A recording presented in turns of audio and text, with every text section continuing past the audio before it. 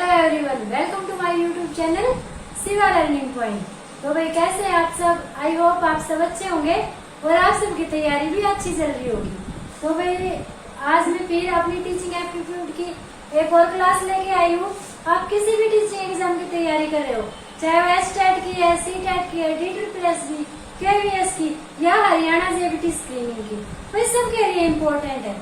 जिस भी एग्जाम में टीचिंग एप्टीट्यूड पूछा जाता है ना, वहाँ पे एक दो क्वेश्चन इन शिक्षण सूत्रों से पक्का निकल के आते हैं। तो आज मैं ये भी बताऊंगी कि हाँ भाई किस टाइप से एग्जामिनर पूछता है और ये शिक्षण सूत्र है क्या चीज। आज उन सब के बारे में डिस्कस करेंगे। तो भी वीडियो को स्टार्ट करते हैं। सबसे पहले हमें ये पता होना चाहिए कि भाई शिक्षण सूत्र होते क्या है। तो हाउ टू टीच, इसका जो आंसर देता है ना, वही शिक्षण सूत्र है हमारा। ठीक है, कि बच्चे को कैसे पढ़ाया जाए, बच्चे को कैसे सिखाया जाए। ठीक है, बच्चे को कैसे सिखाया जाए, कैसे पढ़ाया जाए, क्या तकनीक अपनाई जाए, वही क्या है हमारा शिक्षण सूत्र। तो हम ये देखेंगे कि हम बच्चे को कैसे पढ़ा सकते हैं। ठीक है, तो यहाँ से स्टार्ट करते हैं भाई, सरल से कठिन की ओर। ठीक है, पहला शिक्षण सूत्र क्या कहता है? सरल से कठिन की ओर। ये भाई 12 शिक्षण सूत्र है। एग्जामिनर इन्हीं को घुमा फिरा के त्रोड़ मरोड़ के बच्चों के सामने पेश करता है, बच्चे डर जाते हैं। ठीक है, तो भाई आज इनको बिल्कुल इजी वे में समझेंगे, ऐसे समझेंगे कि दोबारा पढ़ने की जरूरत नहीं पड़े, एग्जाम में आए एकदम से टिक कर दो। तो भाई सरल से कठिन की ओर, तो शिक्षण कार्य होता है ना, वो सरल से कठिन की ओर चलता है। कैसे चलता है भाई? आपको छोटे बच्चे को जोड़ का सवाल सिखाना है, तो ऐसा नहीं है कि आप पहले ही इतनी लंबी संख्या लिख दोगे, ठीक है, और बोलोगे कि भाई इसका जोड़ कर। ऐसा नहीं होगा ना। पहले उसको आसान चीज सिखाओगे।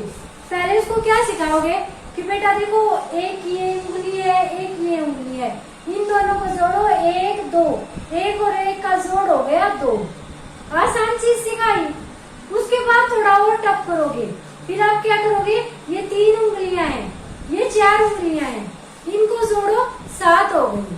ठीक है, थोड़ी डिफिकल्टी बताओगे। उसके बाद फिर इतनी बड़ी संख्या तक आ जाओगे, इससे भी बड़ी संख्या तक आ जाओगे। ठीक है, तो क्या है, पहले बच्चे के सामने सरल चीजें रखेंगे, उसके बाद फिर कठिन चीजें रखेंगे। तो शिक्षण का सूत्र हमेशा कहता है कि सरल से कठिन की साइड चलो।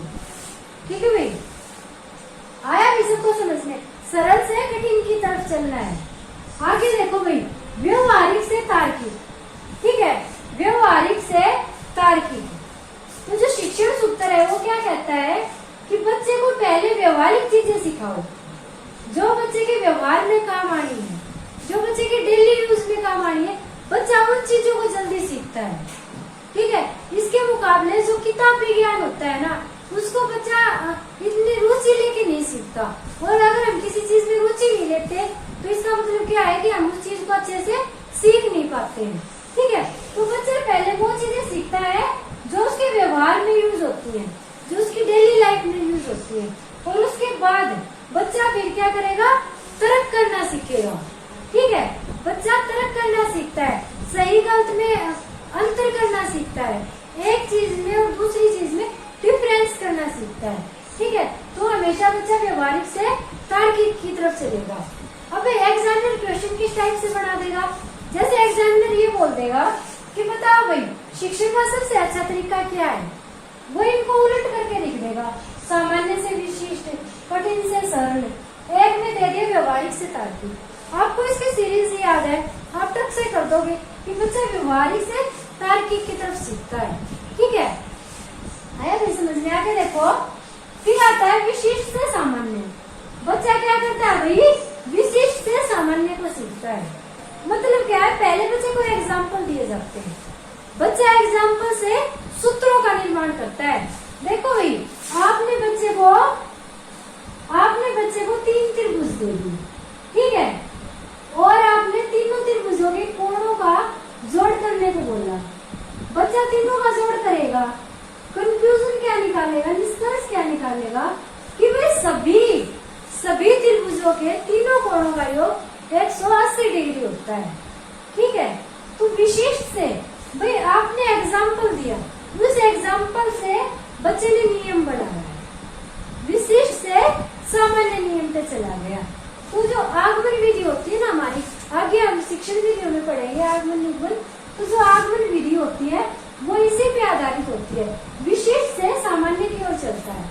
ठीक है, शिक्षण जो हमारा होता है वो विशिष्ट से सामान्य की तरफ चलता है। आगे देखो, अनिश्चित से निश्चित की तरफ। बच्चा जिस चीज के बारे में अनिश्चित होता है, उसको नॉलेज नहीं होती उस चीज की, ठीक है, उसको ज्ञान नहीं होता उस चीज का, उससे हमें उसको क्या सिखाते हैं, उसकी नॉलेज देते हैं, उसको निश्चित करते हैं।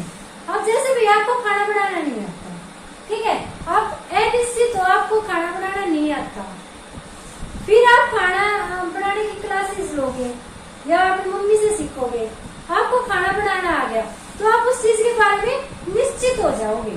ठीक है, तो आप अनिश्चितता से निश्चितता की ओर चले गए।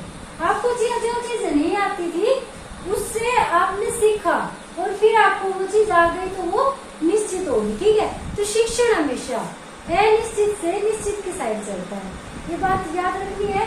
शिक्षण हमेशा अनिश्चित से निश्चित की साइड चलता है। आगे देखो भाई, ज्ञात से अज्ञात की साइड चलता है, ज्ञात से अज्ञात की साइड। अब भाई ज्ञात क्या है, देखो आपने अगर टीपी करी होगी, टीचिंग प्रैक्टिस, जेबीटी वगैरह बीएड वगैरह करते टाइम अगर आपकी टीचिंग प्रैक्टिस लगी होगी या फिर आपने किसी प्राइवेट स्कूल में जॉब की है, कहीं भी आपने पढ़ाया है, तो आपको ये नॉलेज होगी कि आप बच्चे के सामने कोई भी टॉपिक देने से पहले आप क्या देखते हो कि बच्चे को उस टॉपिक की नॉलेज कितनी है। ठीक है, उस बच्चे का पूर्व ज्ञान चेक करते हो कि बच्चे को इस टॉपिक के बारे में पूर्व ज्ञान कितना है। अब जैसे अगर बच्चे को आप गुणा सिखा रहे हो, ठीक है, अगर बच्चे को आप गुणा सिखा रहे हो तो पहले आप क्या देखोगे कि बच्चे को जोड़ना घटाना आता है या नहीं आता, बच्चे को पहाड़े आते हैं या नहीं आते, उसके बाद आप उसको गुणा करना सिखाओगे। तो जो चीजें ज्ञात हैं पहले आप वो चीजें देखोगे, पूर्व ज्ञान में आप जो चीजें बच्चे को ज्ञात हैं वो चीजें देखोगे, उसके बाद जो बच्चे को नॉलेज नहीं है आप उस पे जाओगे। जैसे पहले बच्चे का ज्ञान आपने देखा कि बच्चे को जोड़ना आता है, पहाड़े आते हैं, उसके बाद आप फिर उसको गुणा सिखाओगे जो भी उसको नहीं आती है। उसके बाद आते हैं भाई हम विश्लेषण की तरफ। तो जो विश्लेषण और संश्लेषण होता है, भाई बस एक चीज याद रखनी है, विश्लेषण का मतलब होता है तोड़ना, संश्लेषण का मतलब होता है जोड़ना। ठीक है, विश्लेषण का मतलब क्या होता है, किसी भी चीज को तोड़ना, संश्लेषण का मतलब होता है किसी भी चीज को जोड़ना। ठीक है, आप देखो भाई बच्चे के सामने कोई भी तथ्य रख दिया, ठीक है, बच्चा उसके टुकड़े करेगा पहले, ठीक है, बच्चे ने इसके टुकड़े कर दिए, ये हो गया इसका विश्लेषण कर दिया उसने। उसके बाद बच्चा इन टुकड़ों को जोड़ेगा और दोबारा से एक तथ्य बनाएगा, वो क्या हो गया, वो हो गया संश्लेषण। एग्जाम्पल से देखो भाई, विश्लेषण संश्लेषण हम इकट्ठे कर रहे हैं। भाई मैंने अपनी पहले वीडियो में भी यातायात के नियम से ही समझाया था, फिर से वही ले लेते हैं। बच्चे को आप यातायात का नियम सिखा रहे हैं, ठीक है, कि भाई आपने बोल दिया कि रेड लाइट होने पे रुक जाना चाहिए। भाई आप कहीं जा रहे हो, वाहन से जा रहे हो, तो रेड लाइट होने पे रुक जाना चाहिए। तो भाई बच्चा इस वाक्य को बच्चे ने क्या किया, तोड़ा और इतने सारे क्वेश्चन निकाल दिए कि रेड लाइट होने पे क्यों रुकना चाहिए, सरकार ने नियम क्यों बनाए, जो भाई नहीं रुकता है उसके साथ क्या होता है, ठीक है, भाई हमें इनका पालन क्यों करना चाहिए। तो वो मतलब बहुत सारे क्वेश्चन बना दिए उसने से एक तथ्य से। ठीक है, अब इतने सारे क्वेश्चन बनाने के बाद बच्चा क्या करेगा, ये तो होगा विश्लेषण, उसने इस एक तथ्य को इतनों में तोड़ दिया, फिर वो कंफ्यूजन क्या निकालेगा कि भाई अगर रेड लाइट पे नहीं रुकेंगे तो गाड़ियां टकरा जाएंगे एक दूसरे से, दुर्घटना होगी, चोट लगेगी। अगर ये नियम नहीं होंगे दुर्घटना होगी, चोट लगेगी।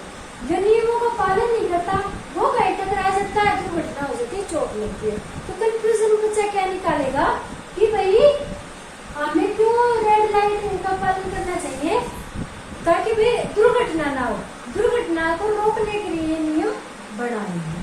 ठीक है, तो ये होगा संश्लेषण। जब उसने तथ्य को तोड़ा, इतने सारे क्वेश्चन बनाए, तो ये विश्लेषण था, फिर उसने तथ्य को जोड़ा तो वो हो गया हमारा संश्लेषण।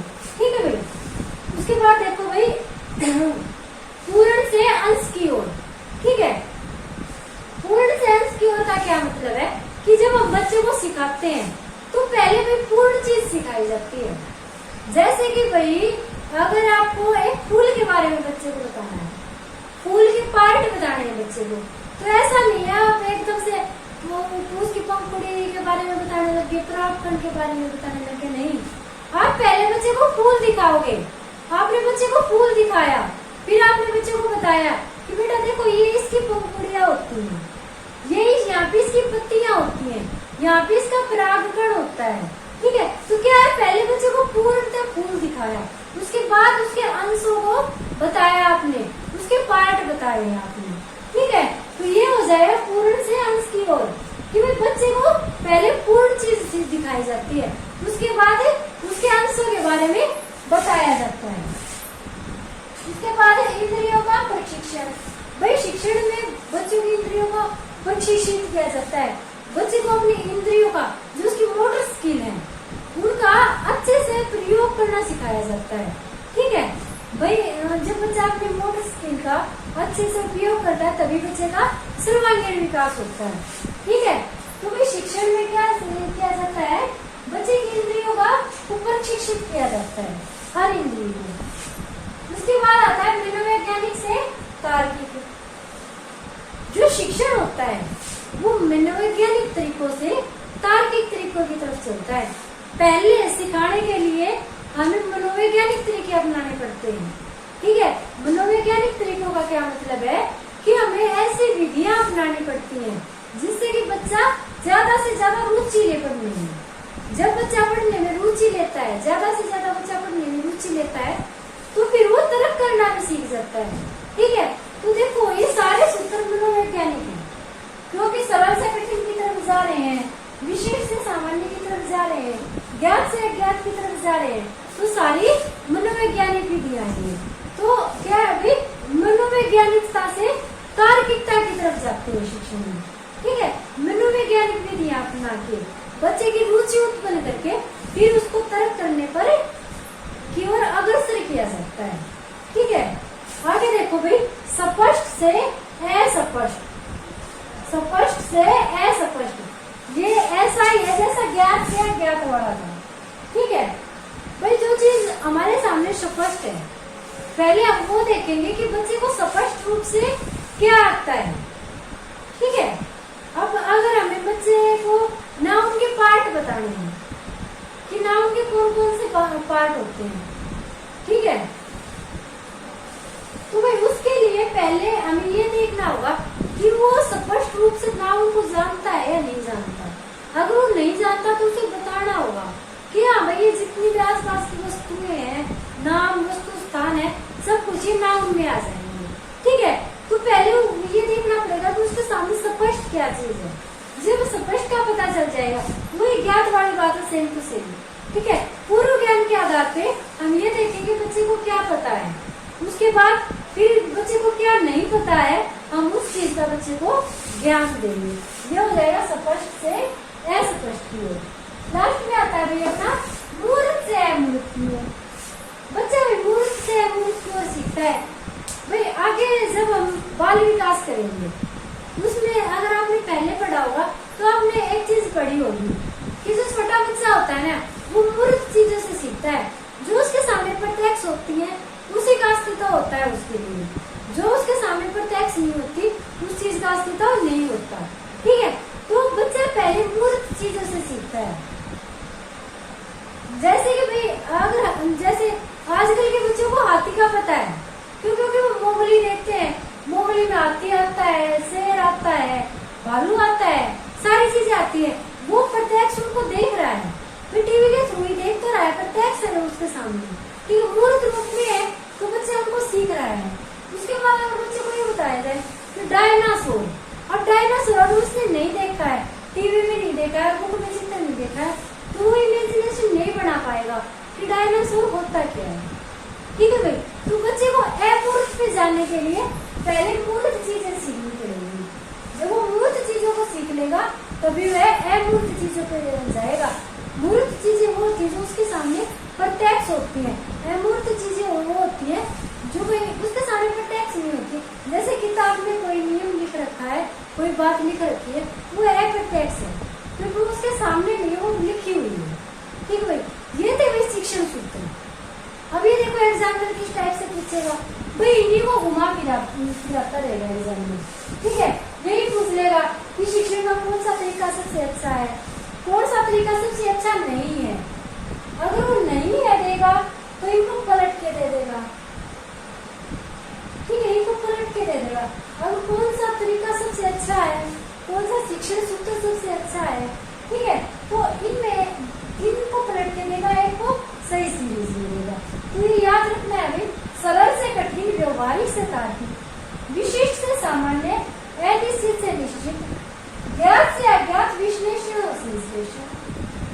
पूर्ण से विश्लेषण में तोड़ना, संश्लेषण में इंद्रियों का प्रशिक्षण, मनोवैज्ञानिक से तार्किक, स्पष्ट से अस्पष्ट और मूर्त से अमूर्त। अगर भाई एग्जाम में क्वेश्चन आता है आपको नहीं याद रहता, ठीक है, मूर्त अमूर्त का आ गया, मान लो किसी कोई भी टॉपिक डालो, कोई भी टॉपिक आ गया आपको याद नहीं रहता, तो आप क्या करोगे, उस चीज को आप देखो, मूर्त की बात आई है, मूर्त से अमूर्त ठीक रहेगा या अमूर्त से मूर्त ठीक रहेगा। तो आप देखना, मूर्त का मतलब होता है जो हमारे सामने हो, अमूर्त का मतलब होता है जो हमसे दूर हो। तो बच्चा जो सामने होगा उसी चीज को तो सीखेगा, जो दूर है उस चीज को तो बाद में तो सीखेगा, जो उसके सामने नहीं है। भाई पहले बच्चा सरल चीजों को ही तो सीखेगा, उसके बाद ही तो बच्चा कठिन चीजों को सीखेगा। भाई पहले पढ़ाने से पहले हमें ये देखना होगा ना कि बच्चे को क्या चीजें ज्ञात है, उसके बाद ही तो हम अज्ञात हो जाएंगे। ठीक है, तो इस टाइप से अगर आप करके देखोगे ना, आपका आंसर कभी गलत नहीं होगा। तो भाई आज के लिए था इतना ही। आई होप सबको वीडियो पसंद आई होगी। वीडियो को लाइक और शेयर कर देना, चैनल को सब्सक्राइब कर देना और फिर वीडियो के नीचे प्यारे प्यारे कमेंट पक्का करते रहा करो, क्योंकि इससे मुझे भी थोड़ा मोटिवेशन मिलता है, मैं भी ज्यादा मेहनत करती हूँ, आपके लिए अच्छे से अच्छा कंटेंट लाने की कोशिश करती हूँ। मैं कंटेंट ऐसे ही नहीं उठाती हूँ, ठीक है, मैं कंटेंट मतलब जो प्रीवियस ईयर के क्वेश्चन पेपर होते हैं ना, सिर्फ एक जगह से नहीं, हर जगह से उठा लेती हूँ। रीड रिप्रेजेंटेटिव का उठा लिया, केवीएस का उठा लिया, स्टेट सीटेट का उठा लिया, सबको उठा के मैं ये देखती हूँ कि हाँ भाई एग्जामिनर पूछ क्या रहा है, भाई टीचिंग वाले में वो क्या पूछ रहा है, टेट वाले में वो क्या पूछ रहा है। फिर जो टॉपिक मुझे कॉमन सा लगता है ना, मैं वो उठा के लेके आती हूँ कि ये तो हर बार रिपीट हो रहा है। ठीक है, तो भाई वीडियो इम्पोर्टेंट है, लास्ट तक बने रहा करो। तो भाई आज के लिए था इतना ही। जय भारत, जय हिंद।